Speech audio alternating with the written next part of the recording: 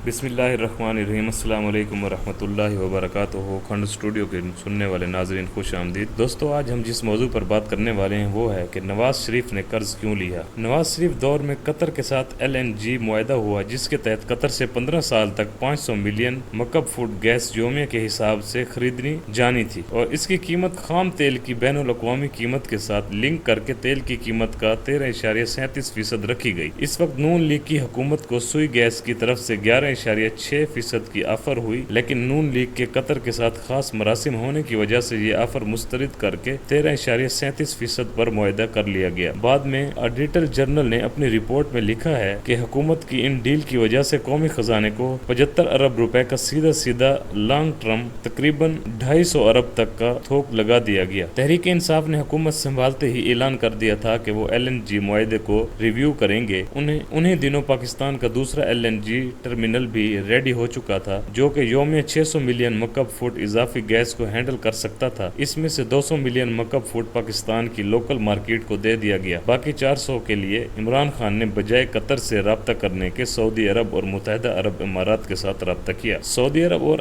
इमारात ने हस्ब तवक्को कतर का rate offer किया, लेकिन इसके साथ साथ 6 साल की डेफर्स पेमेंट की ऑफर कर दी, यानी 6 साल तक अदायगी मौखर करके 7वें साल से अदायगी शुरू होगी। कतर के चूंकि ताल्लुकात सऊदी अरब से खराब चल रहे हैं, उन्हें यह ऑफर सुनकर बेचैनी लग गई। दूसरी तरफ तुर्की, रूस समेत बहुत सी वस्ती एशियाई रियासतें भी मैदान में आ गईं और कतर की पुरानी कीमत पर कुछ रियायत शामिल करके हमें ऑफर्स करना शुरू कर दी। इससे कतर पर प्रेशर पड़ना शुरू हुआ और 2 महीने कबल उन्होंने अपने हुक्म बाला पाकिस्तान भिजवाए, जिन्होंने इमरान खान से मुलाकात की और अच्छी डील देने के बदले मजीद 400 मिलियन मकब फुट का मुआहदा लेने की ख्वाहिश का इजहार कर दिया। अब खबर आई है कि कतर ने अपनी कीमतें कम करते हुए 11.25 पर ले आए हैं, जिससे पाकिस्तान को 2 अरब डॉलर से जायद की बचत होगी। ये है वो इफेक्ट जो ईमानदार हुक्मरान को मुंतखब करने का होता है। जब जाती मकासद ना हो तो हुक्मरान हमेशा कौम के लिए फायदा मंद साबित होते हैं। कोई वक्त आएगा जब अदालतों से नवाज शरीफ फैमिली के पालतू जज निकल जाएंगे, फिर इनकी ना तो जमानतें हो सकेंगी और ना ही ये जेल से बाहर आ सकेंगे।